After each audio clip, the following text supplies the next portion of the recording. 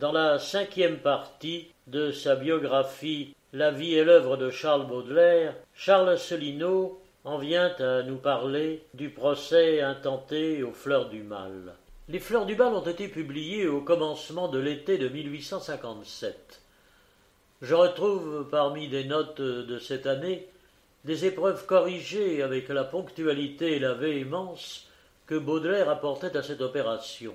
Malassis a conservé tout un dossier de ces épreuves avec la correspondance à laquelle elles ont donné lieu et qui serait curieuse à consulter aujourd'hui.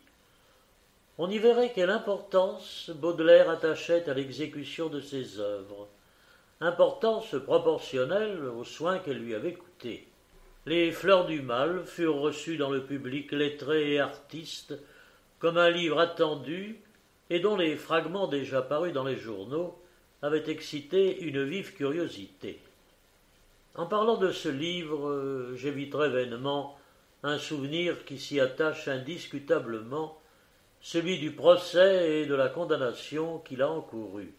Ce procès causa à Baudelaire un étonnement naïf. Il ne pouvait comprendre, ainsi qu'il l'a écrit plus tard, qu'un ouvrage d'une si haute spiritualité pût être l'objet d'une poursuite judiciaire. Il se sentit blessé dans sa dignité de poète, d'écrivain respectueux de son art et de lui-même, par cette accusation dont les termes le confondaient avec qui grand Dieu, mais avec les misérables agents du vice et de la débauche, avec des orduriers, des cyniques, avec des propagateurs d'infamie. Car la loi n'a qu'un même mot pour caractériser les licences de l'art, les vertueuses indignations du poète et les méfaits de la crapule éhontée et démortée. Tout cela s'appelle indistinctement attentat aux mœurs. Oui, si Juvénal et Dante lui-même revenaient au monde, et Michel-Ange et Titien, ils iraient s'asseoir sur les mêmes bancs où comparaissent les profanateurs de la jeunesse et les colporteurs d'estampes licencieuses. En sortant de cette audience, je demandai à Baudelaire, étourdi de sa condamnation, « Vous vous attendiez à être acquitté ?»« Acquitté, me dit-il.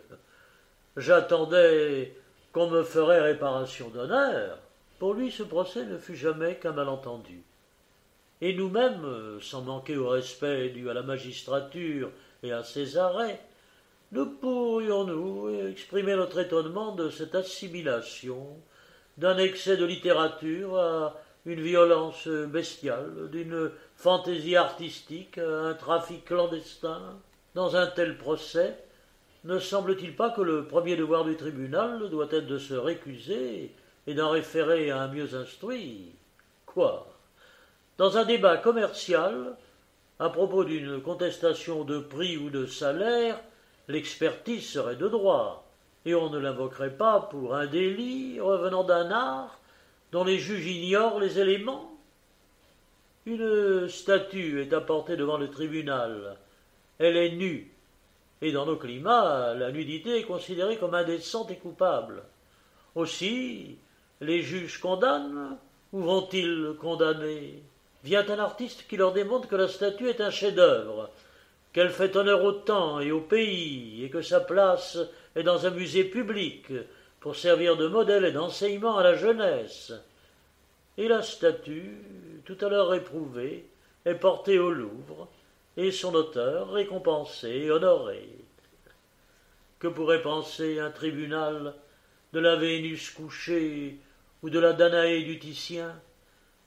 Que dirait-il de la Léda de Michel-Ange, de l'Antiope de Comète, des Néréides de Rubens et de l'Andromède de Puget? La loi à la main, il les déclarerait déshonnêtes et punissables. De même, dans un poème, le magistrat est frappé d'un mot cru qui le blesse. Il est saisi d'une expression forte qui fait image à son esprit, et il condamne. Que voulez-vous qu'il fasse? Il entend un infortuné s'écrier « Dieu n'existe pas !» et il conclut que l'auteur est un impie. Où est le poète expert qui lui dira que ce cri n'est là que pour exprimer le délire d'un malheureux au désespoir, que telle image est admirable, que tel mot choquant est bien à sa place, qui lui expliquera ce qu'est le relief et la couleur dans la phrase poétique, ce que c'est que les privilèges et les droits de l'art. Comment il importe à la dignité et à la logique des langues que de certaines propriétés, bannies par la décence du langage usuel, soient maintenues et conservées dans le discours écrit, etc., etc. Pour Baudelaire, l'expertise était toute faite. Les meilleures plumes, les esprits les plus graves, avaient déjà plaidé pour lui. Nous le laissons sous la caution du Dante, avait dit Édouard Thierry en finissant son admirable feuilleton du Moniteur universel. D'autres artistes, dont le procès commençait et suspendit la publication, celui entre autres de Barbet et de Révilly dans Le Pays, avait révélé en le développement le vrai sens du livre et caractérisé le génie du poète. Ajoutons, pour l'exemple, que M. Paulin Limérac, alors chargé de la critique littéraire au Constitutionnel, avait écrit, comme Abirato, un manifeste et, tout en rendant justice au talent, il protestait contre les tendances du livre. Mais en apprenant que les Fleurs du Mal étaient poursuivies, M. Limérac s'était souvenu qu'il avait été auteur et poète, et très noblement avait retiré son article. Baudelaire ne fut pas défendu.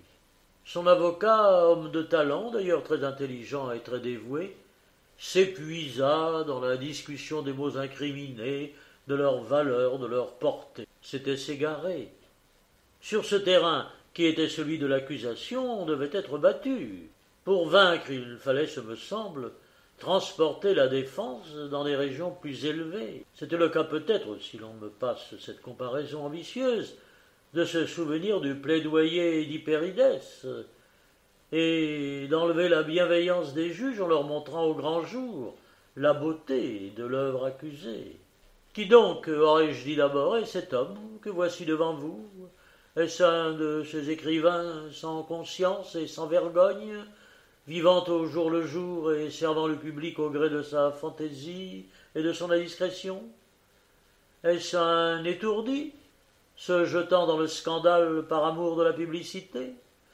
Un impatient de l'obscurité, cherchant le succès aux dépens de l'honneur et de la dignité? Non, c'est un homme mûri par l'étude et la méditation.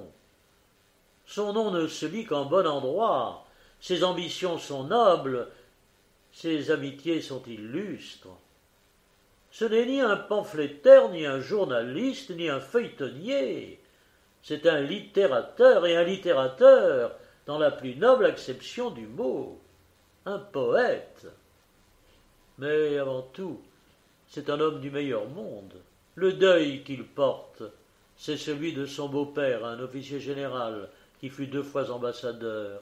Son père, professeur émérite, esprit lettré et artiste, était l'ami de tout ce qu'il y avait de distingué en son temps, dans les lettres et dans les arts, et avait rempli des fonctions élevées de l'ordre administratif. Ses antécédents, c'est d'abord 2 livres d'art, 2 traités d'esthétique, dont l'un, le second, passe au sentiment des meilleurs juges pour un véritable catéchisme de peinture moderne.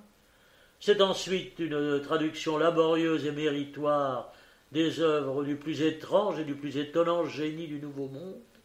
Travail admirable, unique peut-être, qui a conquis l'approbation des 2 nations et où l'interprète a peut-être dépassé l'original. Sur le mérite de cet ouvrage, je pourrais citer témoignage sur témoignage. J'en ai les mains pleines, je n'en citerai qu'un seul, celui d'un journal anglais qui dernièrement disait qu'Edgar Poe était heureux d'avoir trouvé à son service à la fois la science d'un linguiste et l'enthousiasme d'un poète. Voilà par quels travaux mon client a préparé l'avènement de ce livre qu'on voudrait vous faire trouver coupable. Voilà les garants que nous avons de la noblesse de son esprit et de son amour pour les belles études. Puis, passant au livre lui-même, j'aurais dit « À quoi bon éplucher un recueil de poèmes comme un pamphlet ou une brochure politique? Sommes-nous compétents d'ailleurs? Avons-nous qualité pour décider de la valeur d'une œuvre dont les mérites nous échappent? Qui sait si un poète émérite ne nous montrerait pas des beautés là où nous trouvons des délits?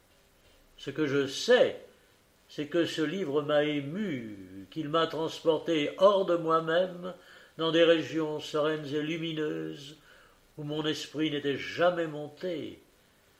C'est que ces peintures, nettes et franches, cruelles même parfois, m'ont fait rougir des vices de mon temps, sans me faire jamais détester les coupables, car une pitié profonde circule à travers ces pages indignées d'un satiriste humain et charitable. Et là-dessus, j'aurais ouvert le livre, et avec l'émotion du souvenir et de l'admiration reconnaissante, j'aurais récité, par exemple, les belles stances qui finissent la pièce intitulée Bénédiction, et qui font un hymne si éloquent à la souffrance et à la résignation du poète. Vers le ciel où son œil voit un trône splendide, le poète serein lève ses bras pieux, et les vastes éclairs de son esprit lucide lui dérobent l'aspect des peuples furieux. Soyez béni, mon Dieu, qui donnez la souffrance, comme un divin remède à nos impuretés, et comme la meilleure et la plus pure essence qui prépare l'effort aux saintes voluptés. Je sais que vous gardez une place au poète dans les rangs bienheureux des saintes légions, et que vous l'invitez à l'éternelle fête des trônes, des vertus, des dominations. Je sais que la douleur est la noblesse unique, où se mordront jamais la terre et les enfers, et qu'il faut, pour tresser ma couronne mystique, imposer tous les temps et tous les univers. Mais ces bijoux perdus de l'antique Palmyre, les métaux inconnus, les perles de la mer, montées par votre main, ne pourraient pas suffire à ce beau diadème éblouissant éclair, car il ne sera fait que de pure lumière, puisée au foyer saint des rayons primitifs, et dont les yeux mortels, dans leur splendeur entière, ne sont que des miroirs obscurcis et plaintifs. J'aurais lu encore cet admirable sonnet, l'ennemi, qui est comme le testament même du poète. J'aurais lu ce final fulgurant et tumultueux, un final à la Beethoven, des femmes damnées. Descendez, descendez, lamentable victime. J'aurais lu ces pièces où palpite la sympathie pour les infortunés et les humbles, l'âme du vin, la mort des pauvres. Puis, posant le livre, j'aurais dit « Et ça c'est beau, et ça c'est beau, monsieur le procureur impérial, et vous qui réclamez contre nous un avertissement, que ne pouvez-vous avertir tous les poètes de l'Empire d'avoir à nous donner souvent de pareils vers? Et prenez garde, aurais-je ajouté, ce règne sans doute est un grand règne, il a l'éclat, il a la force, il a l'ambition de toutes les gloires. Il en est une, cependant, qui jusqu'ici lui résiste, celle qui perpétue les autres et dore d'un rayon durable le règne de Louis XIV et le règne d'un François Ier. Celle-là, c'est le poète qui la donne. Ne découragez donc pas les poètes. Vous en tenez un. Gardez-vous de l'humilier. C'est ainsi que j'aurais parlé, fort de ma conscience, et assuré du consentement de tous. Et si, par ces franches paroles, je n'avais pas emporté l'acquittement de mon client, j'aurais eu du moins la satisfaction de le défendre sur son terrain et sans le faire descendre de son rang. J'ai dit que Baudelaire n'avait pas été défendu. Il l'a été cependant. Sa meilleure défense fut la contenance embarrassée du ministère public. En apprenant le nom du magistrat distingué qui devait soutenir l'accusation, les amis de Baudelaire avaient pris confiance. Le souvenir récent d'un procès fameux où le jeune substitut s'était élevé très haut leur faisait espérer qu'ayant affaire à un poète, il se départirait des minuties de l'enquête et de la roideur du réquisitoire. On s'attendait à le voir planer et se maintenir à la hauteur d'un procès poétique. En l'entendant, il nous fallut rabattre un peu de cet espoir. Au lieu de généraliser la cause et de s'en tenir à des considérations de haute morale, M. P. s'acharna sur les mots, sur des images. Il proposa des équivoques, des sens mystérieux auxquels l'auteur n'avait jamais songé, atténuant ses sévérités par des protestations d'indulgence naïve. Mon Dieu, je ne demande pas la tête de M. Baudelaire, je demande un avertissement seulement. Un avertissement, et n'était-ce pas le plus dur qu'on pût trouver que cette comparution sur ces bancs infâmes, où s'étaient assis avant lui des malfaiteurs, des filous, des filles publiques, des marchands de photographies obscènes? Quoi? Il était là, ce poète, cet honnête homme, essuyant avec son habit cette poussière immonde, et ce n'était pas assez pour vous. On se rappelle quelle fut l'issue du procès. On écarta le grief d'outrage à la morale religieuse, et 6 pièces furent retranchées de ce volume qui en contenait 100. Un illustre académicien, fort attentif au débat, faisait remarquer aux condamnés les termes du considérant. Attendu que, si le poète, notez bien ce mot, disait-il, point d'accusé, le poète, mais tout est là. Il triomphait de cette nuance. Baudelaire, lui, ne triomphait pas du tout. Pourtant, il ne fit point appel. Peut-être, après cette première épreuve, n'espérait-il pas un succès plus heureux devant une autre juridiction, et peut-être semblait-il que la justice se dégagerait d'autant moins envers lui qu'elle manquait des lumières nécessaires pour le bien juger. J'ai déjà dit quelles étaient ses impressions en sortant de l'audience. Ce procès lui resta sur le cœur comme un affront. Lorsque, plus tard, après le succès de la seconde édition du livre, l'éditeur a voulu donner une troisième plus ornée et faite à plus grands frais que les précédentes, Baudelaire eut la tentation de s'expliquer devant le public. On a retrouvé dans ces cartons 3 projets de préface ébauchés dans des tons différents. Tous 3 accusent la lassitude, le dégoût de critiques injustes, un abandon de soi-même et de tout, qui fait peine si l'on songe que sans doute le mal envahissant y avait part. Car ces courtes ébauches, incomplètes et inconséquentes, nous sont revenues de Bruxelles. S'il y a, est-il dit, quelque gloire à n'être pas compris ou à ne l'être que très peu, l'auteur de ce petit livre peut se vanter de l'avoir acquise et méritée d'un seul coup. Offert plusieurs fois à divers éditeurs qui le repoussèrent avec horreur, poursuivi et mutilé en 1857 par suite d'un malentendu fort bizarre, lentement rajeuni, accru et fortifié pendant quelques années de silence, disparu de nouveau grâce à mon insouciance, ce produit de la muse des derniers jours, encore avivé par quelques nouvelles touches violentes, ose affronter encore aujourd'hui, pour la 3e fois, le soleil de la sottise. Ce livre restera sur toute votre vie comme une tache, me prédisait dès le commencement un de mes amis. En effet, toutes mes mésaventures lui ont jusqu'à présent donné raison.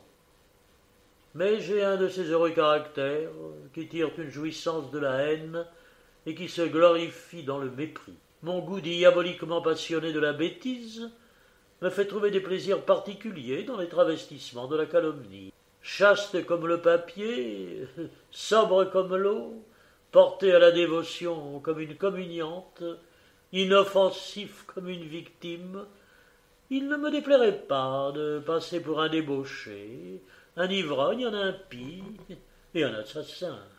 Ces derniers mots donnent la clé des inconséquences dont s'indignaient les simples et qui n'étaient que forfanterie et mystification. Ce qui lui tenait le plus au cœur, c'était le malentendu qui lui avait fait attribuer par bon nombre de gens les vices et les crimes qu'il avait dépeints ou analysés. Autant vaudrait accuser de régicide un peintre qui aurait représenté la mort de César.